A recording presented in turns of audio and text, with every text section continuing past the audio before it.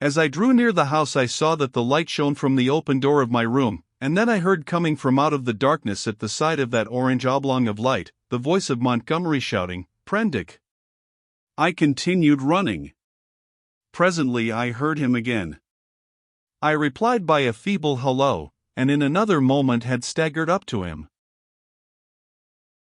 "Where have you been?" said he, holding me at arm's length, so that the light from the door fell on my face. "We have both been so busy that we forgot you until about half an hour ago." He led me into the room and sat me down in the deck chair. For a while I was blinded by the light. "We did not think you would start to explore this island of ours without telling us," he said, and then, "I was afraid, but what, hello!" My last remaining strength slipped from me, and my head fell forward on my chest. I think he found a certain satisfaction in giving me brandy. "For God's sake," said I, "fasten that door. You've been meeting some of our curiosities, eh?" said he. He locked the door and turned to me again. He asked me no questions, but gave me some more brandy and water and pressed me to eat. I was in a state of collapse.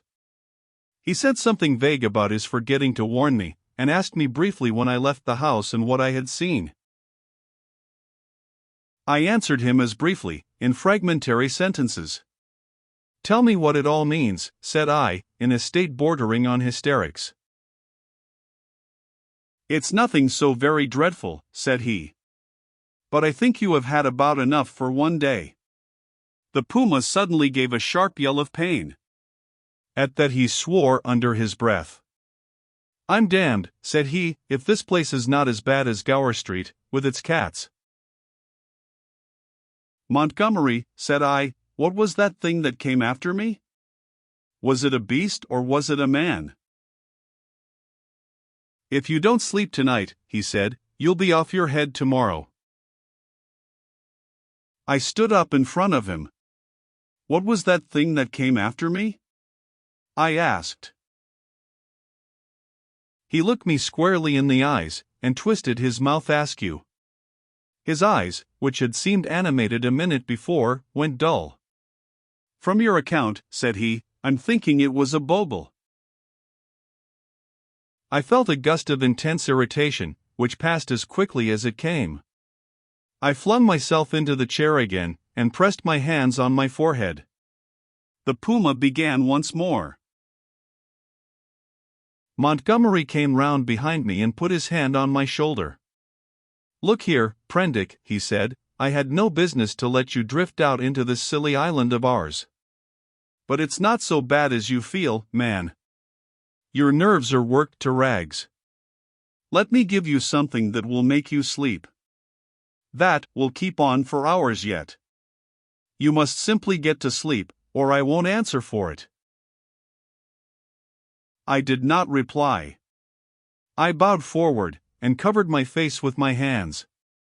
Presently he returned with a small measure containing a dark liquid. This he gave me. I took it unresistingly, and he helped me into the hammock. When I awoke, it was broad day. For a little while I lay flat, staring at the roof above me. The rafters, I observed, were made out of the timbers of a ship. Then I turned my head, and saw a meal prepared for me on the table.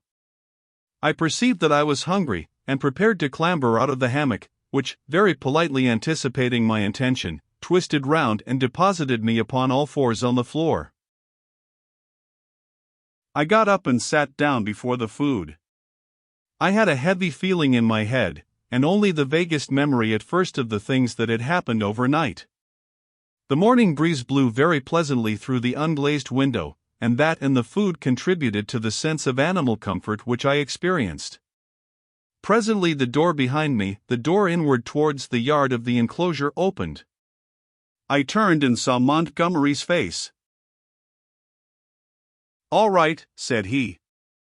"I'm frightfully busy." And he shut the door. Afterwards I discovered that he forgot to relock it. Then I recalled the expression of his face the previous night, and with that the memory of all I had experienced reconstructed itself before me. Even as that fear came back to me came a cry from within, but this time it was not the cry of a puma. I put down the mouthful that hesitated upon my lips, and listened. Silence, save for the whisper of the morning breeze. I began to think my ears had deceived me. After a long pause I resumed my meal, but with my ears still vigilant. Presently I heard something else, very faint and low. I sat as if frozen in my attitude. Though it was faint and low, it moved me more profoundly than all that I had hitherto heard of the abominations behind the wall. There was no mistake this time in the quality of the dim, broken sounds, no doubt at all of their source. For it was groaning, broken by sobs and gasps of anguish. It was no brute this time, it was a human being in torment. As I realized this I rose, and in 3 steps had crossed the room, seized the handle of the door into the yard, and flung it open before me.